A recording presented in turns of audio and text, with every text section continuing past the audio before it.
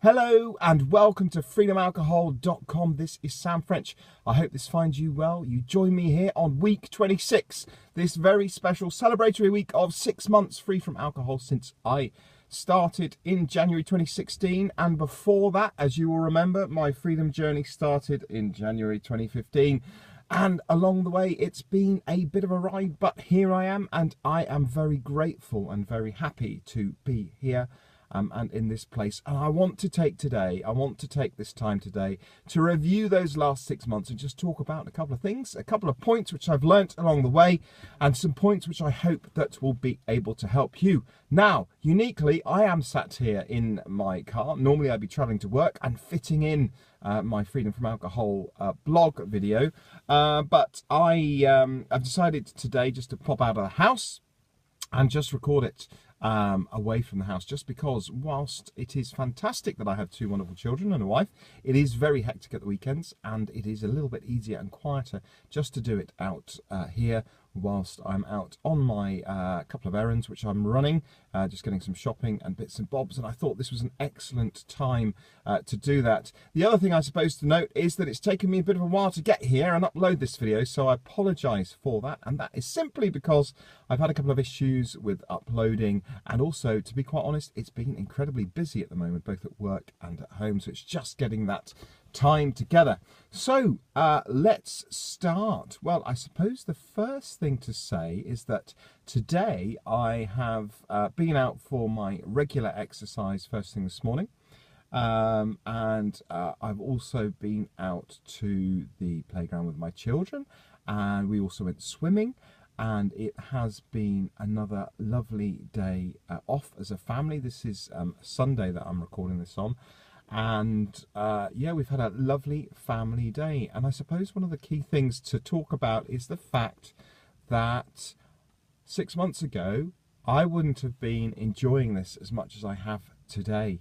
6 months ago I would have been tired, and I would have been waiting for that 6 o'clock point where I could crack open a beer and enjoy it. 6 months ago I would have been tired and not having the energy to do that. 6 months ago I wouldn't have been able to run for 4 or 5 miles, whatever I do now on a regular basis. 6 months ago I wouldn't have been having the clarity of mind to sit here right now and do this blog. 6 months ago, there's all sorts of things. I can go on and on and on. It has been a very... Do you know what? I'm going to be very honest. It hasn't been an easy ride, but it has overall been a really positive experience.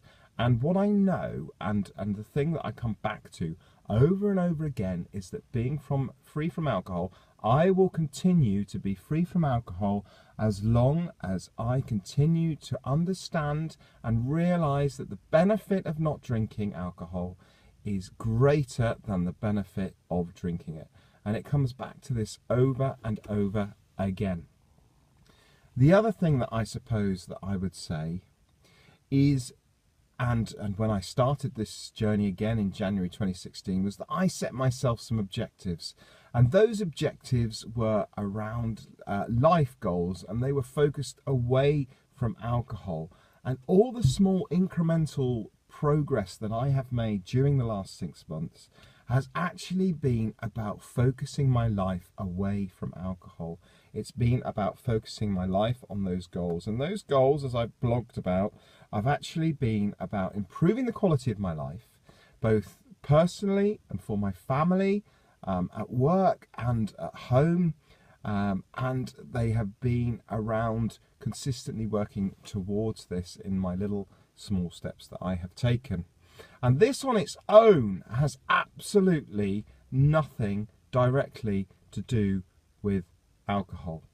And this, I suppose, is the biggest thing that I've learnt, is that as long as I continue to focus on those life goals, as long as I continue to work towards that objective, and the objective may change over time, I can continue to focus my life towards maximising my potential in all that I do. So as I'm sat here now, it's a bit of a blustery day in the UK. It's a little bit windy as well, and it's not the best day. The farmers are very busy doing their harvesting. As I'm sat here right now, I'm very grateful that I'm here, and I'm very grateful that I've had 6 months of ever improving. I suppose the key things which I would say are that my presence of mind is a lot clearer. I've been able to be more present at work and with my family and my daily life. I've had more energy. I have been able to achieve a lot more, and when I think about my little achievements, and they might not seem big to other people, but I've been able to give back more and serve more, I suppose, if you want to go a bit emotional around it. I've been able to give back in, for example, some work which I'm doing with the local school that my daughter goes to. I've been able to give back in terms of some one-to-one time which I've had with people both at work and at home. I would have used to avoid people and not welcome opportunities to talk to people, not welcome those times of one-to-one, you know, with personal, the human contact and one-to-one, and I welcome those opportunities much, much more. The other thing I would say that in terms of personal development, I would say that I have learnt more about myself in the last 6 months than I probably have in the last 5 to 8 years whilst I was drinking, and I have been very, very open to that. I have my weekly routines now. I do this blog. I also have personal things which I work on both at work and at home, and they're little daily objectives in what I do, and that has helped those little steps as I've moved forward in my freedom from alcohol journey. And they've, yeah, I think reviewing them on a weekly basis and on a daily basis has also been really, really important for me. Just reviewing those objectives and going, what have I done today? And it sounds, I know it sounds all very businesslike, it isn't. It's very simple, and I've talked about some very simple things over the last 6 months. Small things like, you know, getting up in the morning and just taking some time out to be grateful for the day and to be thankful for what we have. Small steps like, today I just need to do this one extra thing or learn this one extra point. So it might just be, you know, you're having a really flat day, but that objective is about just going out for that short run or that walk in terms of that objective. So those daily little objectives have really, really helped me, and I hope that you too are able to do that. And there's a whole piece on there in the early weeks on setting objectives and setting, you know, those goals. And I know I'm rambling a bit today, but it's important, I think, for me to reflect on this time, and I will be celebrating it. I think I'm going to get myself a massage. There you go, because I've been doing a lot of weights as well.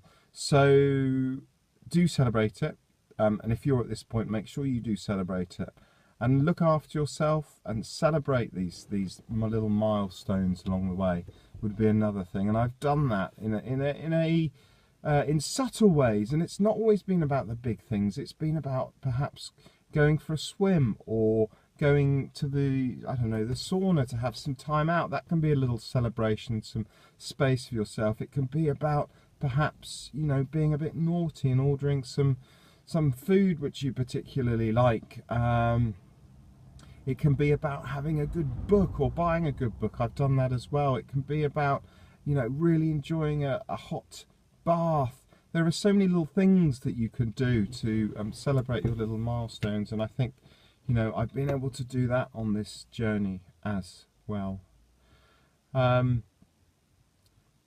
not all been plain sailing, and it's not all been a completely smooth journey, and there are times where, you know, I have had those cravings and I've had tricky days. And I suppose the other thing, therefore, I'd say is that I've become far more aware of my my trigger points of things that affect me. So I'm very aware of stress now, more than I've ever been, and the importance of keeping that balance of life. So keeping the balance between work life and home life.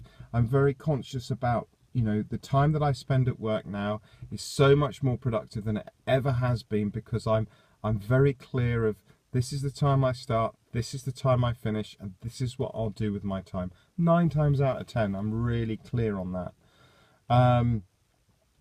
So managing that stress has been really important, and it hasn't been plain sailing. And I think one of the things which I found the trickiest during these 6 months is, and it's quite a simple thing, and often triggers can be very simple. One of the things which I found tricky is when I've done a whole week at work, and I work in retail. I work in management role in retail. I'm very fortunate to have that. But when I've done a whole week at work, and then my wife works the weekends, and then I have a Saturday off with my children, which is a wonderful thing. Let's not get that. It is a wonderful thing. But then I have them all day. I can sometimes find that quite tricky, and that's simply because on that Saturday after my week's worth of work, I feel that I need a bit of space, and I just have to remind myself that that space will come. It's going to come, but it's just going to come later in the day, and I just have to wait for it and not be triggered and feel flat as a result of that. The other thing, again, that I've become very aware of is around emotion and emotional awareness, and I talked about this in previous blogs, the importance of emotional awareness and recognizing, I recognize now that I do go up and down quite a lot in my emotions, and I think it's a really important thing for me to keep a track on going forward. Now, I know that I don't ever want to go back to alcohol, and I can also say that, quite honestly, for those of you who are thinking about quitting, that as time has gone on, I have thought less and less about alcohol.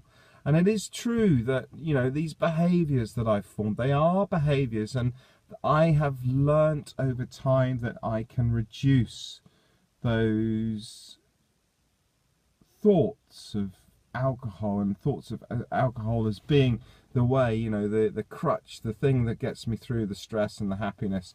Over time, those thoughts are fading. They're still there.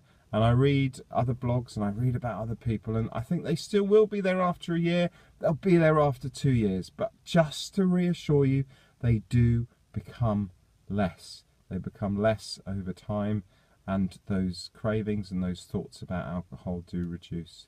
I've also learnt to deal with events and times that, where alcohol is involved. So we went on holiday. We had a good holiday. I wouldn't say it was an amazing holiday, but it was a good holiday, and I talked about that on the blog as well, because actually I had to do some planning for that, because traditionally on holiday, obviously, I would associate drinking with that holiday, and I didn't drink, and I had a great time actually away. So I've learnt about that. I've learnt about, going out to events, and I've had some awkward conversations where I've been out and drinking has been involved, and I thought they were going to be really awkward, but actually they weren't. It was just a case of saying, I'm not drinking, I don't drink, I'm going to have something else. And actually 9 times out of 10, that's been absolutely fine.